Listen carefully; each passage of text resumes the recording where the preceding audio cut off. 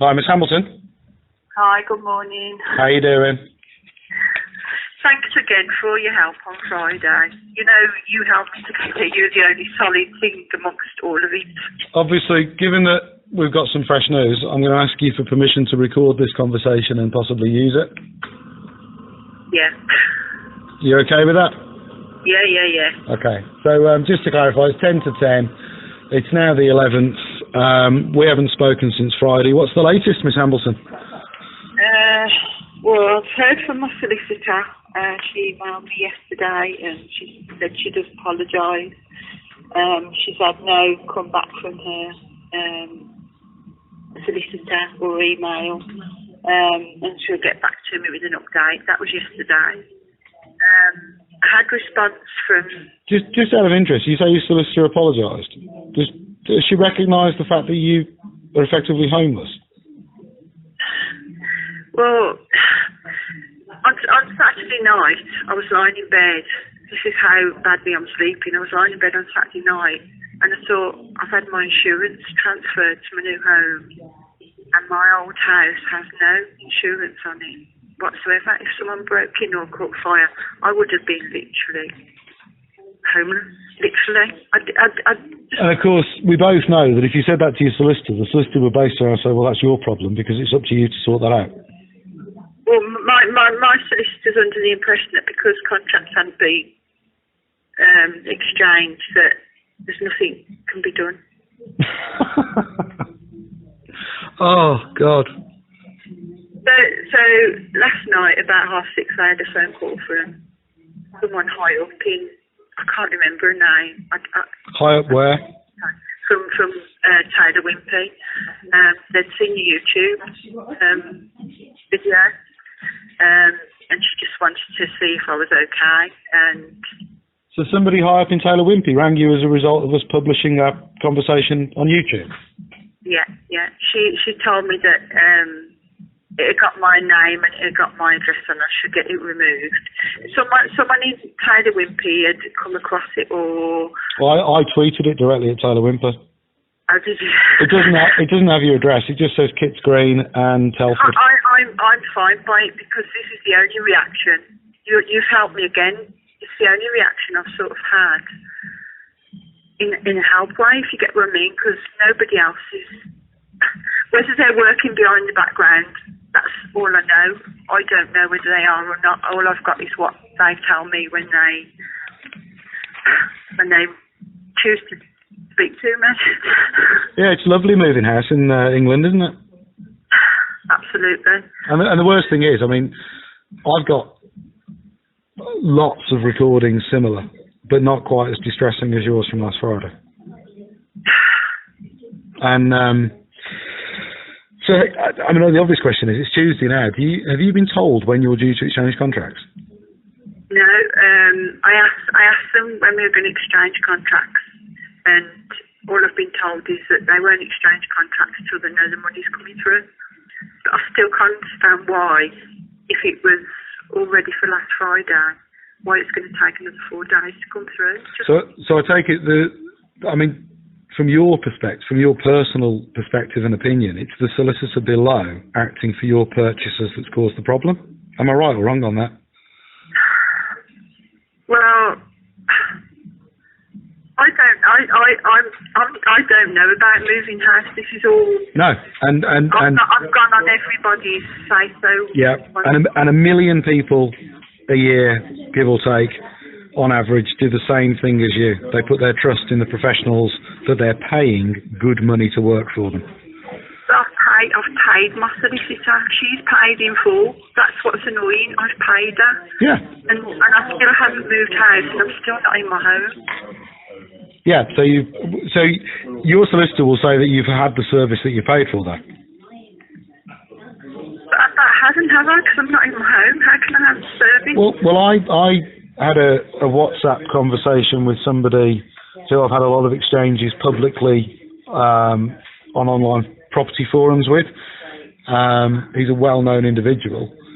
And I put the charge over that the solicitors in this instance, and when this happens, have acted in a sociopathic fashion with a complete lack of empathy or understanding for the clients that are actually moving home. And his only response was that if they've done something wrong, that you should take it up with the SRA or CLC or one of the bodies. And when I pointed out that technically nothing wrong has occurred, but I would question that morally it's horrific and it's extremely bad practice, but that won't be legislated for, and that's what I'm calling for. I don't think this should be allowed to happen. I think there should be a mandated minimum period in between exchange and completion. And if there had have been, of say 1 or 2 weeks, this could not have happened to you. I know. It's all the years that people, everybody's moving home. Why hasn't something been put right before? I didn't realise it would be like this. When people say, "Oh, good luck when you're moving," you just think it's good luck. You don't. Well, 20 or 30 years ago, that good luck extended to, I hope the bunch of guys that turn up to move everything are okay. Now, that broadly is not something people worry about. They worry about this. They worry about getting gasundered. They worry about ending up homeless. We saw it a few weeks ago where one of our clients was in the same boat to you. Well, they'd exchanged, but the money simply didn't go through on the day. And her solicitor told her that Lloyd's Bank had had a complete banking crash that day. Yet we could find no evidence of it. And we could find nowhere else in the country that there'd been a problem. And she was homeless overnight. It's just absolutely crazy. It is. 2 years of age. I've just retired, and this is my retirement, and it's just. And that's one of the reasons I was so annoyed about this. I wasn't going to mention it on the previous call because I thought it was private, but you told me that you've been waiting for this moment to move into a brand new home for an extremely long time. And your solicitor. Life, isn't it? It's all I've got left. Yeah. Move. Retirement. It's what I've been looking. What I've worked all my life for. I've done 20 years of fostering, looking after children. It's been manic. Yeah. All through lockdown, we had 3 babies under 2 years of age, and it was just a horrendous year. I know. I know you were looking forward to moving house. It was just, yeah. Have you told your solicitor this? My solicitor, I'll wait till my solicitor. My solicitor's going to phone me back with response of where she's got to today. Where she's got to? The only response really is from the YouTube that you put on it. Well, with your permission, I'll put this one on as well as a follow-up. It's the fact that they said that to get it taken off. I don't want to cut, Well, they need to request that with me, or they need to sue me for whatever reason that they think it shouldn't be on there. But the fact is, it's all the truth. It is. She said, "Is there anything I can do for you?" I said, "Well, I'd love to get into my new house." Yeah, I'd love to be in my new home, and secondly, I'd love to have something nice to eat. We're stuck in a hotel room. I can't go out and get, we've got no breakfast because it's COVID. I can't go out and get vegetables, and cook vegetables and have some vegetables. If you go to a restaurant, you've got to sit out in the freezer. We've been sat out in the freezing cold last night, eating our dinner, and I couldn't even have any vegetables because they don't do vegetables in. No, I know. Well, put it this way: you had every right to expect your solicitor to ensure that you moved into your new home when you were told that you would, in an organised, sensible fashion, and not like this. And to be fair, I'll put it in public now. Taylor Wimpey, I know that you said that somebody from Taylor Wimpey told you it was fine to exchange and complete on the same day, and technically, of course, it is. Technically, it's fine to do that. But there's a lot of things in life it's fine to do and it's legal to do, but it's not very sensible. And this is one of them. But, I'm surprised Taylor Wimpey didn't offer it. Sorry, the recording stopped, so my phone rings, so I've just had to cancel that call. I'm surprised Taylor Wimpey didn't, offer any sort of a property for you to go to, or, but there are probably good reasons why they didn't, but... They of course don't have an assurance. They argued that I'd got insurance on the new property, but he said that if I left my stuff in there and they got broken, things would get really. Yeah. I suppose I can understand that. Yes. But... Well, your possessions with us are safe.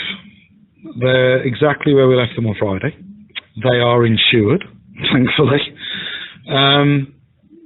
And we'll wait to hear. Of delivering, I think, on Friday if it comes to it. Failing that, we can manage Monday, Tuesday next week. I hope it's not that far off. I sincerely hope that somebody involved in this debacle, or professionals across this debacle, ring this office and cover your moving costs with us. Because personally, I think that's the least they could bloody do. They've offered me an incentive of £500. Which won't cover the additional fees. A goodwill gesture. Well, yeah, and that's something from Taylor Wimpey, which is fair enough. But the supposed professionals, i.e. the conveyancers involved, need to take a long, hard look at the position they're putting clients in. Because I'll put it on the record now that I know you were not pushing hard to get out as quickly as possible. I know that. You were just looking forward to moving house because I met you personally and we spoke about it. And would you say that you were led into exchanging and completing on the same day by your conveyancer?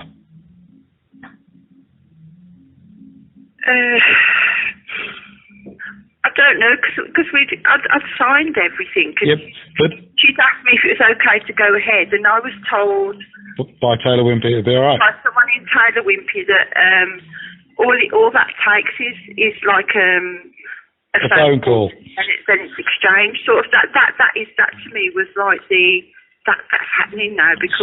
So you were not notified that there were potential serious downsides to it. No, I knew nothing. I knew nothing until I was told about the insurance on the house and everything. I knew absolutely nothing. So even at the moment, your solicitor basically said you're going to be homeless. I take it I don't know if it's solicitor or conveyancer. I think there's a degree between the two. They didn't then turn around and say you need to do this, this, and this, or you need to think about this. And she told me I need to go home. That's all she told me to do, but I couldn't go back there. I'd left. Well, I know. And of course, she rightly. That's the only word she told me. You need to go home. That was it. Did she say sorry? Did she say sorry? Only in this email yesterday, she's put, I do apologise, and I don't know whether that was for the whole thing or just because she couldn't get through to anyone yesterday. In context, what does it say? It just says, I do apologise and we'll call when I have an update. I get so much flack by saying that conveyancing broadly has a complete lack of empathy with what clients go through. But this is a glaring example and it is not a one-off. So what would you like us to do next, Miss Hamilton?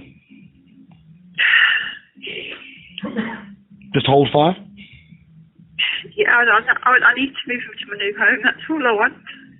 That's all I want. I just don't know, money-wise, how long, they're going to keep me in this position because I was doing well. I got my stamp duty money. So that'll be gone now. That'll be blown on, paying for removals and being here and eating out. Yeah. I haven't even got a fridge in the room. We had fish paste on thinking wraps yesterday lunchtime because it's just, I can't eat out every day for a proper meal, at the expense is. Right. Because I don't know how long I'm going to be here. I know it sounds silly, but none of this was an expense we were looking for. No, of course not. All right. Well, look, you know where we are. Please give us a call. Yeah, I really, really appreciate what you've done. I really do, because in my eyes, you're the only person that has given me support. Well, yeah, I mean, everybody in this office this morning, before you rang, I mean, the decision was this end that Sarah was going to give you a call this morning and see how you were. Yeah, I'm holding up. I just. All right. Yeah, there's not a lot I can do, so. Do you still have faith in the professionalism of your solicitor? That sigh was a good one. All right, look, stay in touch. Give us a call as soon as you get any news, and I promise you we'll look after you. Thank you so much. I really appreciate it. Take care. Thanks. Bye-bye. Bye.